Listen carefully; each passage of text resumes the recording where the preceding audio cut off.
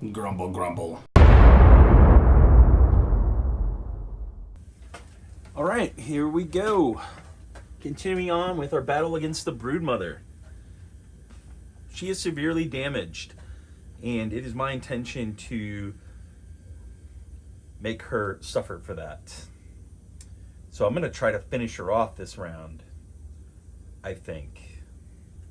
I have to bear in mind that there are 4 rats on the board right now, but if I kill her, then the encounter is over.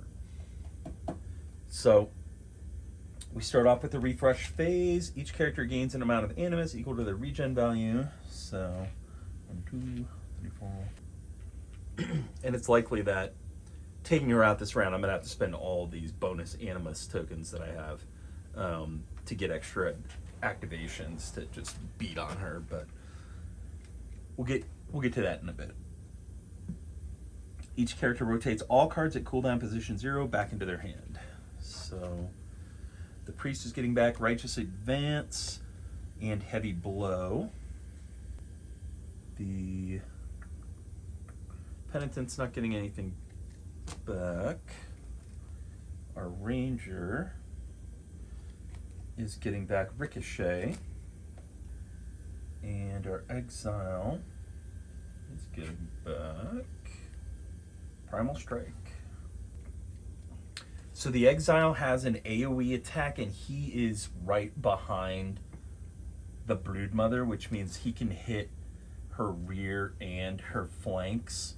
So he's at some point in this round, he's gonna turn around and blast her ass and try to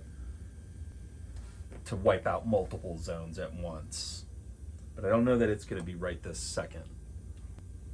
He needs some healing. And so, if there's anything I can do to heal him up, I'm going to need to go ahead and do that. I also need to get some battle flowing going on here so I can get some cards back. So I do have a battle flow token, and I'm going to spend that right now. The penitent's going to spend his to battle flow. And actually, he would have spent this prior to the start of the turn because he can spend it at any time. So he spent it in between the rounds, and he gets these 3 cards back as well, which includes Intercession, which is his healing spell.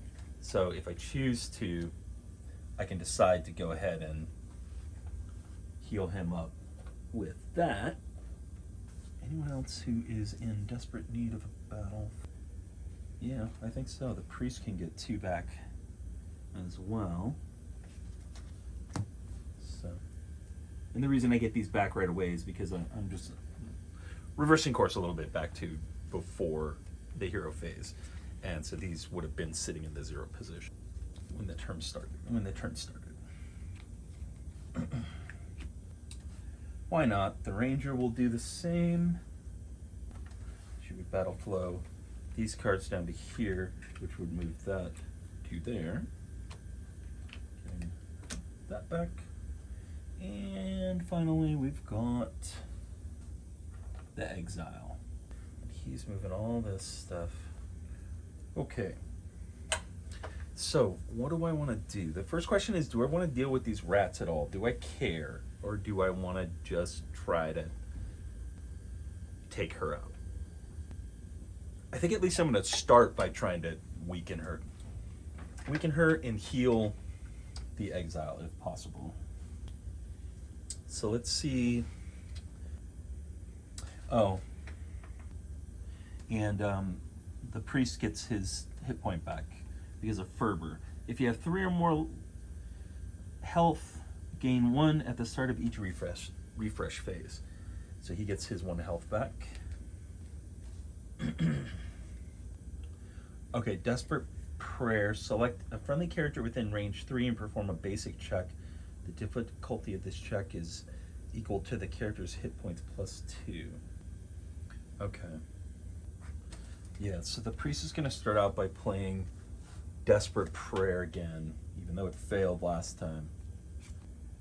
So this is a difficulty 3 check. And so for every 3 successes, the exile gains back a hit point. Need to look at the rule on basic checks again real quick. Yeah, empowered can only be used during might checks. Still, I gotta go for it. He needs healing. I'm gonna roll 5. Maybe I should draw cards. I'm gonna draw cards for this one because the cards are a little more predictable. No, I will not. I will throw my dice like a man. Yeah, all right. That's what I'm talking about. Yeah. Oh my God. This is totally gonna save the exile's life. Okay, so that's 1, 2, 3. 3 hit points he gets back. He is back up to 4. Wow, that was huge. And the priest just loses 1 because that's the way the ability works. For each success, they gain 1 hit point. If they gain any hit points, you lose 1 hit point. Awesome. That's a total game changer because he is no longer as desperately kind of weak as he was. Okay. Now, again, the question is, am I dealing with these rats or not? It might still be too early to answer that question. All right, I think I'm gonna, well, damn this. I think I'm gonna take the ranger. I'm gonna move her to that she's firing at his rear. And then I'm gonna play thread the needle for the, you can choose to target any hit point die on the enemy. If you choose to attack the enemy's rear whilst in the enemy's rear arc,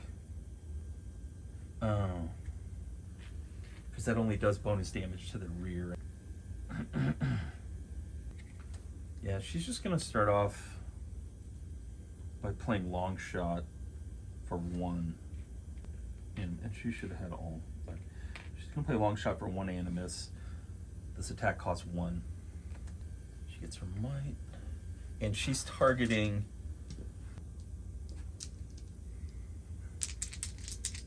She's rolling 3 dice. Okay, perfect. She rolls 4 damage, which translates to 2 damage on that flank, and that flank is down to 1 hit point. That was absolutely perfect. Amazing. Okay. The exile's got his AoE, but what can he actually hit? I don't think he can actually hit the boss with this. At least not from his current position.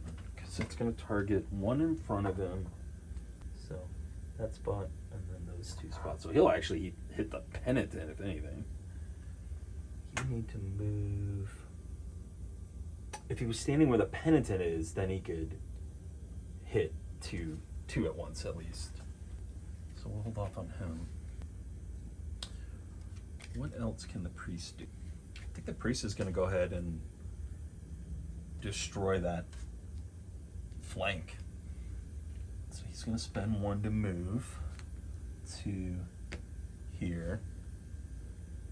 Yeah, he's just going to play Righteous Advance to here.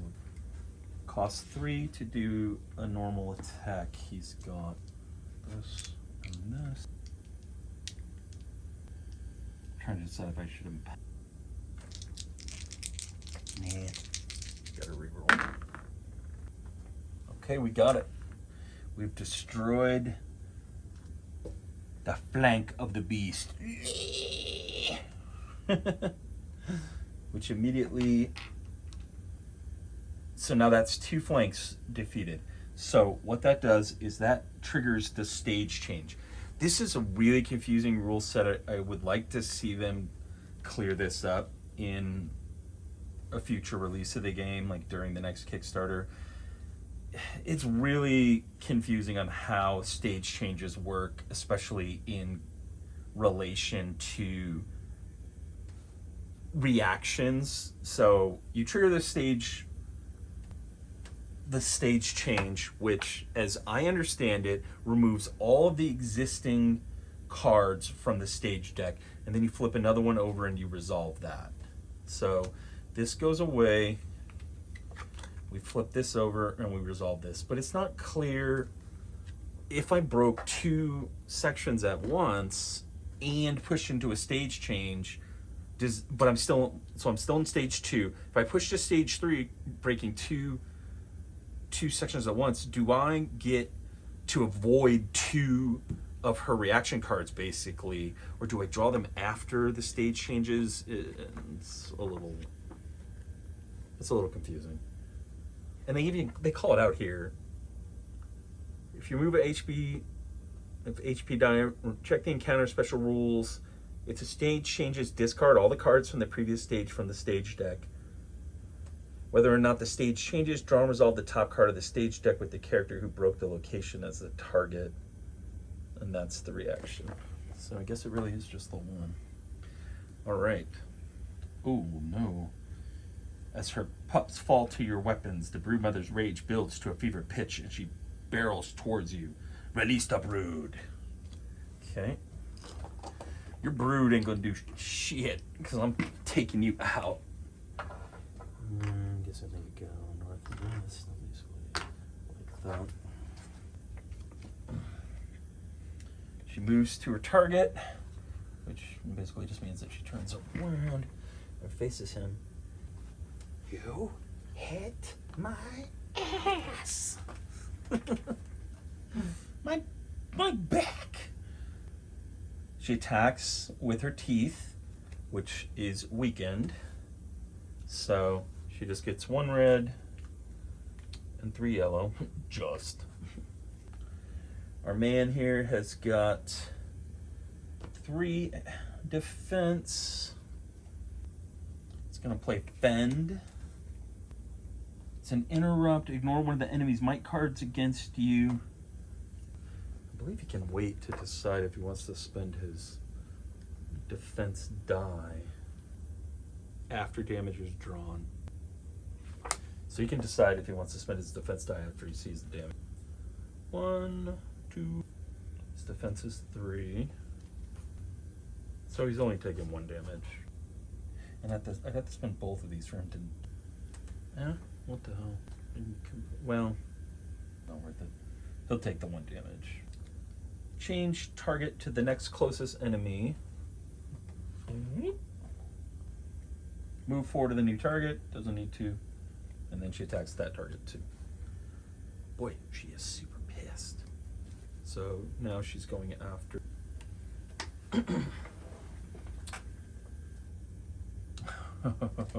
This is gonna be...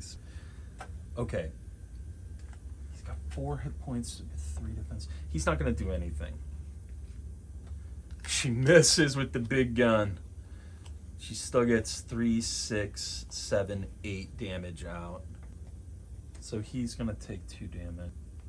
But he's also gonna play... Yeah, she walked right into this. Revenge. After you lose any damage from an attack by an adjacent enemy, make the same or another adjacent enemy lose 1 hit point. She is going to lose a hit point on her flank because he's attacking her front, which is already broken, which means he can target any other hit point die that's adjacent to that front, which is the other flank. So, see you later, flank. Free. So now she's down to 2. But it's here. The reaction is one of the worst rules in the game. I think they really need to clean this up because it's unclear to me. Does she now get to draw another? If an HP tie is removed from a boss for any reason, that location is said to be broken. Okay, for any reason. This happens. Check the encounter. Stage changes this. Draw and resolve the top card of the stage deck. Oh, so this basically went away because that was her reaction. This is the stage. now activates, and it's encourage. Release the brood with 1 extra rat.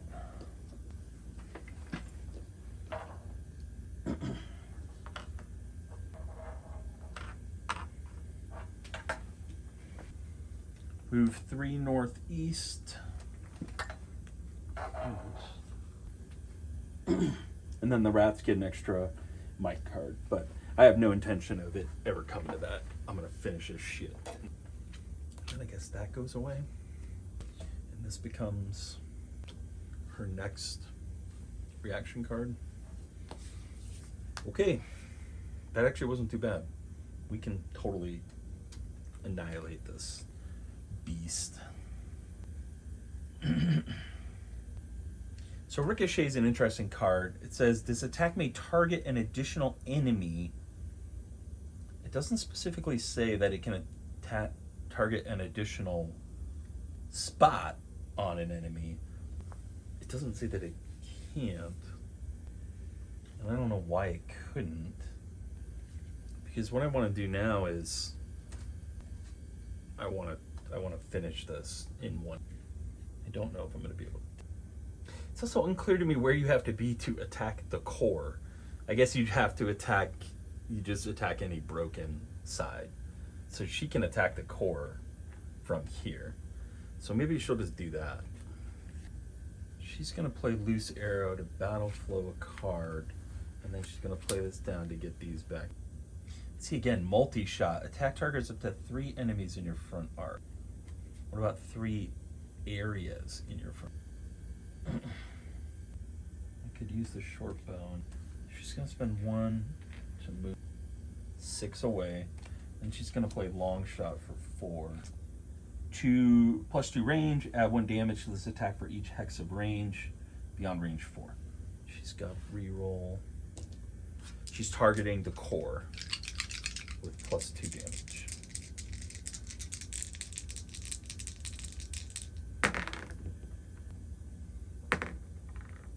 Oh my gosh. Okay. The core is down. 3, 6, 7, 8. Core's only got 3 hit points. Boom! Core's down 2. Now she's really pissed. She's going to, and that is going to push us to the next stage because now she's lost 4 dice. So all these level 2 cards get discarded, and he's just going to play the level 3 card, the card. He's going to release the brood again. She's only got 1 brood left, so he's just going to go there. Screech, or move 3 northeast. She's running. This damages all Oathsworn and allies on the board.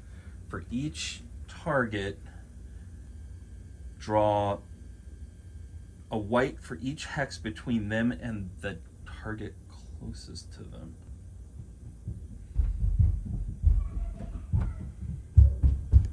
What in the hell? This damages all Oathsworn and allies on the board. For each target, draw a white card for each hex between them and the next closest target to them. So these 3 will all only get 1 white card. For each card showing a 2, the target must either lose 2 combat tokens, if they have at least 2, or lose 1 health, their choice. Okay, so exile.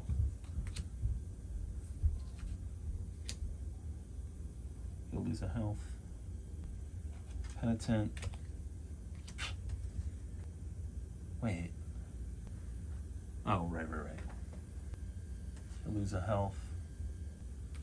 Nothing happens to the priest. And then she is 1, 2, she's 2 hexes away. So, okay, as far as final death attacks go, that was not too shabby. I think what needs to happen now, the rear is exposed. She's turned away from us. I want to make sure that she's perfectly turned. And it doesn't really matter because if I hit any area, I can hit the rear now. And I need to do 1 damage. I've got the exile and the penitent F. full blast. So I think that this is going to be pretty much over. You're going down, you beast. The only problem is I have this massive wall of rats. And so I think I need to clear the way for the penitent to get the killing blow. And so he's going to turn just so, and he is going to reap. Area of effect, targets up to 3 hexes in front of you. If I kill anybody, I get an empowered token. Cost 4. I'm going to spend an empowered token right off the bat to get 3 dice. Because this is actually pretty critical.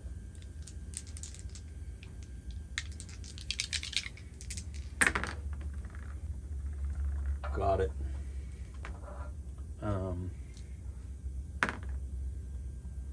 Yeah, so he rolled a crit. Whenever you draw a critical, he gained back one of his animus. Killed all 3 of these little punks.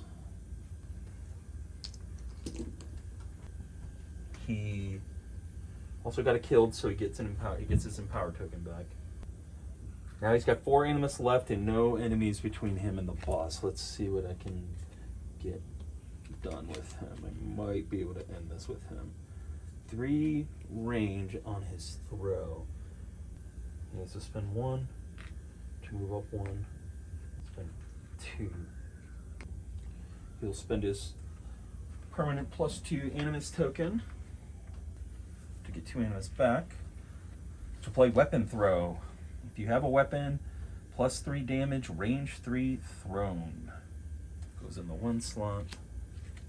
Battle flows these down. 3 animus on it. So I'm play another empower token so that he gets these dice back. But he's actually only going to roll. Oops. He's only going to roll 2 because he's getting +3 damage. She's dead. And there's a thrown weapon token or something in here. I don't. Fuck, anyways. So.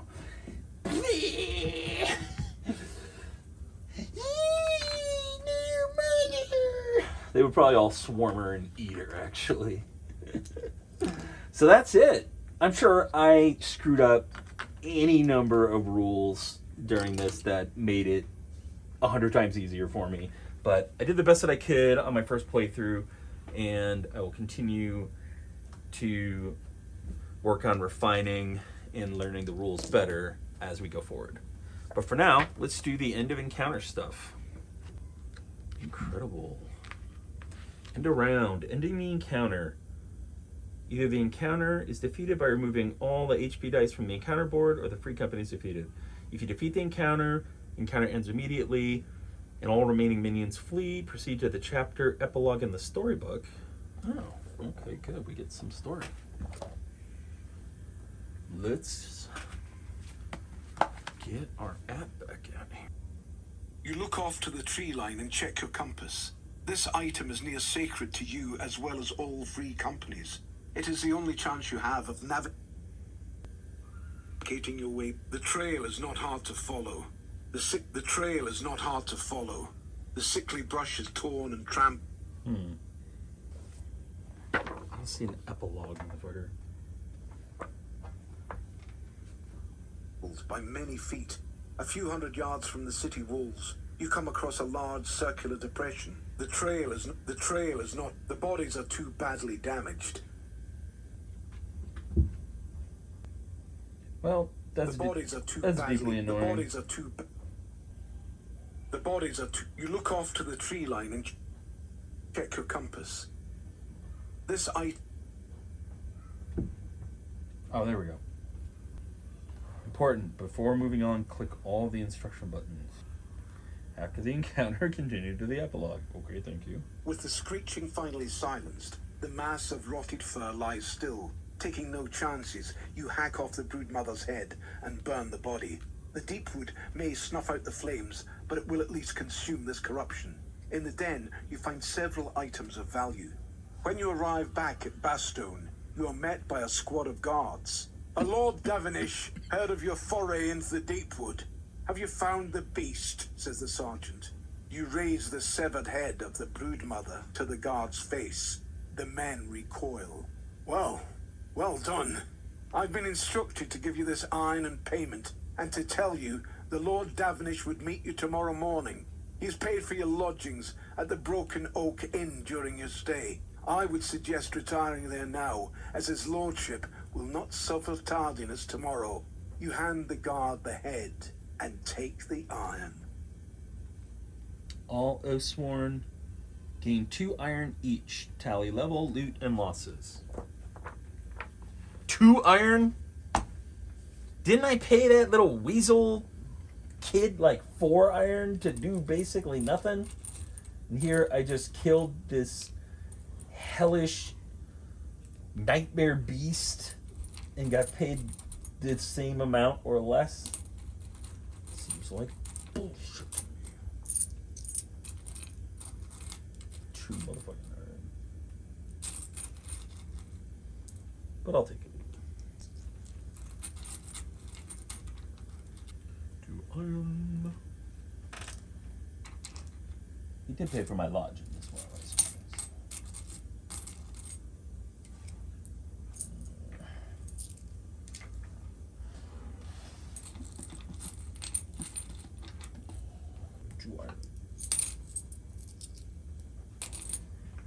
And then it says tally level, loot, and losses. We go back to the encounter rulebook. At some point in the epilogue, you will be told to tally level, loot, and losses. When you are told to do so, perform the following in order. Level. Gain 1 level according to the leveling table on page 26. Alright, so we go up to level 2. Full characters get an ability card. All Oathsworn have a level signifying how powerful they are. They begin the campaign at level 1, and during the epilogue of each chapter will advance a level after completing the encounter. The following table shows the bonuses the Free Company gains at each level. Sometimes these bonuses are applied to each individual Oathsworn, and sometimes are a bonus for the Free Company as a whole. A full character ability card. Each full character unlocks all new ability cards at the character's level from their pool of locked cards. The level of the card is shown under the card title. All ability cards the character does not start with are locked and must be unlocked to allow them to be used. Unlocking a new ability card does not automatically mean it's placed into your future hand of cards. It's just added to the pool of potential cards you can use when building your hand.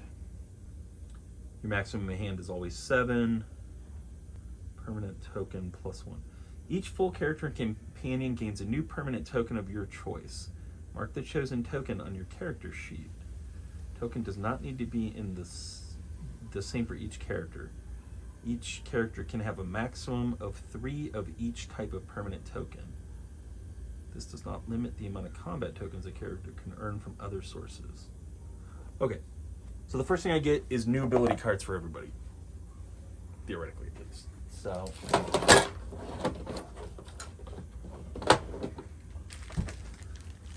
let's see what we got. That was very exciting conclusion. Should put up a good fight. See you later. This is the penitent. He gets judgment and repel. Judgment. If you have a shield, range 3, unarmed, thrown, add a black die for each armor your shield has. If you have a weapon but no shield, +3 damage, range 3, thrown. In either case, the range on this attack can be increased by 1 for each hit point you have lost. Oh wow, okay. That's interesting. Repel. Target an adjacent character. Knock back the target a distance equal to the amount of health you have lost. If you have lost no health, knock back 1 instead. Or it's got a 1 cost attack on it. This attack costs 1 animus. Okay, well those are cool. I think I'd probably go with repel. So those get unlocked and added to his potential deck, which does need to be winnowed down to just 7 prior to the start of play. Next up, we've got the Exile. I felt like the Exile was a little weak. His defense is a real problem, and his attacks don't hit that hard. He is getting Rake. Costs 3 animus. If you're attacking a target in a flank, gain a redraw on the attack. And Linebreaker. Charge through 4. Attack once and apply to all targets. If you stop inside an enemy, place yourself in the closest empty X. Okay, we're definitely going to be going with Linebreaker for sure. If you stop inside an enemy, so you can just charge right into the ass of the giant rat. Oh man, that's great. This game's pretty great. I'm enjoying it so far. It makes me wish I had bought like 100 less games so that I really could just sit here and play this all the time, because I'm constantly compelled to move forward and try the next game. I've got Master Darkness 2 sitting there just waiting to... The priest is getting Lay on Hands. Select an adjacent friendly character and perform a basic check with 1 free redraw. The difficulty of this check is equal to the character's health plus 2. For each success, they gain 1. If they gain any, you lose 1. A maximum of 2 rerolls can be used on this. This is identical to the ability Desperate Prayer. It only costs 1 animus, and it does have a 2 animus attack on it. You can use 2 rerolls on it too. Okay, interesting. And then he gets Martyr. After a stage card is drawn or before an enemy moves, force 1 enemy within range 6 to focus on you rather than their current target. The stage card is resolved with you being the target of that enemy. 0 cost, has a 2 cost attack. Okay, interesting. I thought the priest was decently useful. I don't know, I don't really know who blew my mind here. That Exile got a lot of kills, so it should probably be him if it...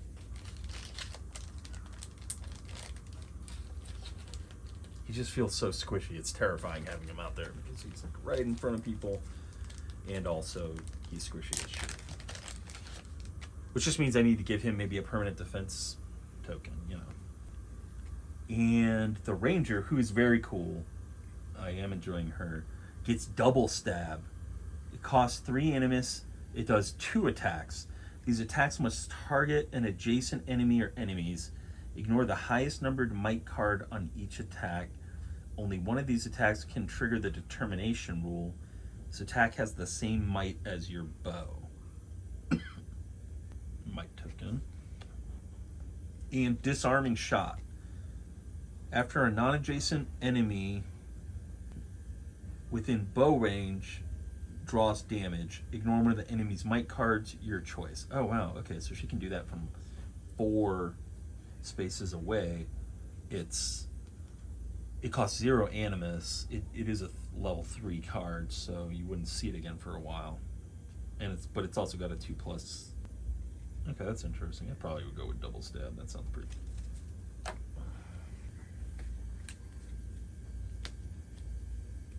So that's it for the ability cards. Pretty cool stuff.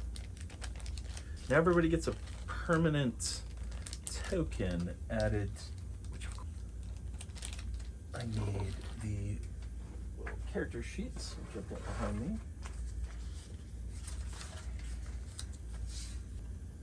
All right. Oh, right. I filled these out as though these guys were... Okay, so there's one super goddamn annoying thing about these character sheets, and that is that there's no spot to indicate which character you're playing as. I know that they think you're just going to keep them in the bag the whole time, but, you know, that might not always be the case. The only reason I know is because I originally set these characters up as companions, and so I had filled these cards out differently. All right, so Kaladin is my penitent. Would he want a defense, a +2 animus, a redraw? I think I'm going to take defense across to be a little less squishy. That takes care of the level. Loot. Replace the current item deck in Card Organizer 1 with the common item deck from the next chapter. So what do I do with... Alright, never mind. Replace the current item deck in Card Organizer 1 with the common item deck from the next chapter. Okay. Did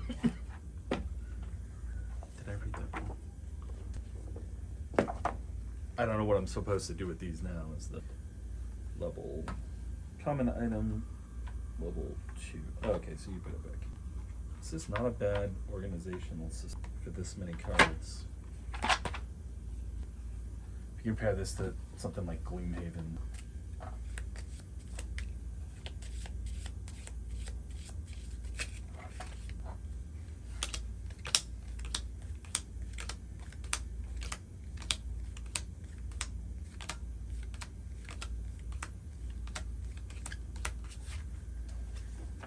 Okay.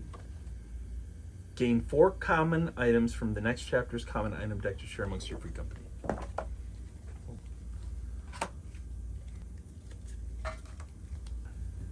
You dead. You dead as hell, girl. See ya. Boom. Boom. Boom. Boom. That looks like a really good set of items. I'm very excited. What do we get? We got a heater shield. Can you be used by the penitent? I think is the only person I currently. 1 defense. Ignore the hit point loss from colliding with something when you suffer knockback. We've got a Falchion that can be used by lots of people, including the exile and the penitent. Gives you a might die. I am. Oh, that's good to know. After damage is drawn against you, gain 1 shield against that damage as a reaction. That's the worst thing about these 2 characters, is that they didn't start with might dice and they felt weak compared. We've got a halberd. It's 2-handed. Gives you a red might die. I know where that's going because the exile can use that, or the priest for that matter. Can the exile use the great? No. When you attack, add 1 range to the attack. If the attack is an area of effect attack, instead, it targets 5 additional hexes in your front arc at range 2. Holy shit. 5 additional hexes. That could wipe out an entire brood. That's amazing. That's definitely going to. Because his weapons suck. And then we got a short spear. Gives you a might die. Can be used by the penitent. You can attack with +2 damage, range 3, thrown. So he can throw it if he needs to. Okay. This is great. And do we want to split this stuff up? Yeah, you share these amongst your free party.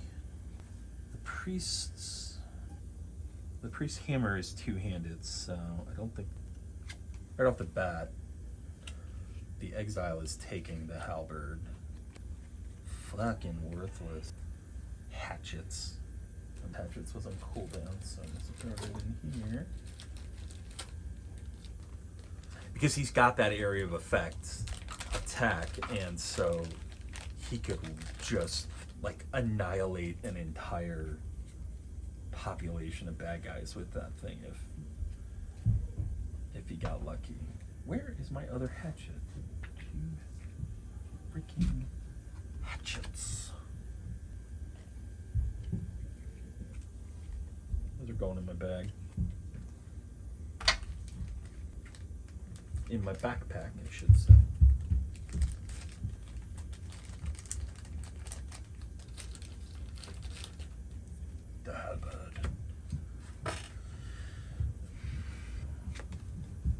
Penitent will take this slightly upgraded shield.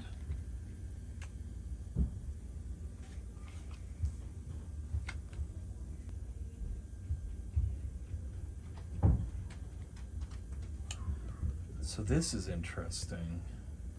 Not quite. I was going to say, for a minute I thought that the Exile could equip both of these and get 2 might. But alas, it is not meant to be. So the question is, does the Penitent take the Falchion or the Short Spear? He's my defender, and it has a reaction. Although the Short Spear, there's very few people who can actually use the Short Spear. It's him and one other character. He's going to take the Falchion for now because it does give you an extra defense. And nobody can use the Short Spear, so those go away. We also get gain 2 unique items from the current chapter's unique item deck to share amongst your free company. Gain 1 extra unique item if the difficulty is set to Grim, or gain 2 if it's set to blah blah blah. It's definitely not set to Grim. I simply do not recall. Oh, man, boy, they really... You get some decent gear. He's got a red might now. That's fucking badass. Replace the current item deck. The current item deck and card organizer 1. Now, these are supposed to come from chapter 1. Myself, chapter 2 items, which would have made me uber powerful. Destroyed the balance of the game, and Tyke is in.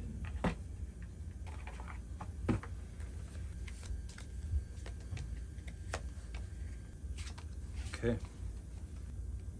Oh, the Mother's Revenge. Weapon, one-handed flail. Gives you a might die. Attack in a cone, range 2. This attack gains no additional damage for targeting extra hexes on a large character. And then we got the Ratburgers Tunic, which is defense 2. Can be used by basically anyone. After damage is drawn against you, reduce that as a reaction. After damage is drawn against you, reduce that damage by 2. Wow. It's cloth armor. Can be used by anybody. These guys don't need it because it's weaker than... I am going to give it to the Exile though, because she didn't take a single damage the entire round. The entire encounter. The Incisor, the Spine, and Rothhide. Pieces of the enemy. This freaking flail is amazing. And I think this actually would allow him to get, because it's one-handed, it can be used by the Exile, as can the Falchion that I gave to him, and that would give him 2 yellow dice, which is a tremendous power upgrade. But I do like the functionality of the AoE attack that he can pull. So perhaps the Penitent will just take my... Awesome. And then finally, you replace the current unique item deck and card organizer 1 with the unique item deck from the next chapter. Yeah, because these are all, they're like built from the baddies that you just beat.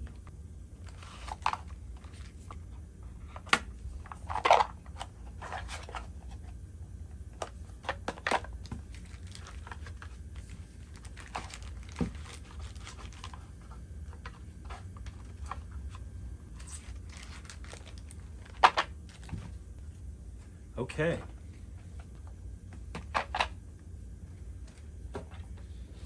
I believe that that is it for the level up phase. And who could complain? We got new permanent tokens. We really buffed our defense up and got some just absolutely savage weaponry with huge AoE potential, which is very between that and this. We got some coin. We got some new permanent tokens. Alright, saving the game. Each character comes with a character save bag.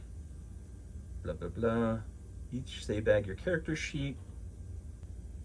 You return to maximum HP at the start of every chapter. Character ability cards, separate unlocked. Companion card and all. Archetype cards.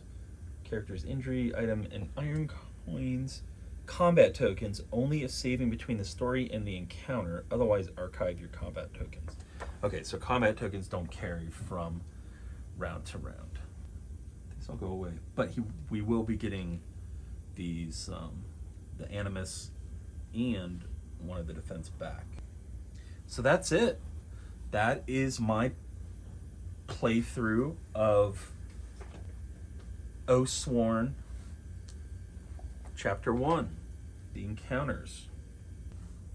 Tune in next time when, I don't know what I'll do. Maybe I'll continue playing Oathsworn. I did really enjoy that. It's intimidating initially, it is, but the actual moment-to-moment gameplay, especially of activating your characters, is pretty intuitive and easy to learn.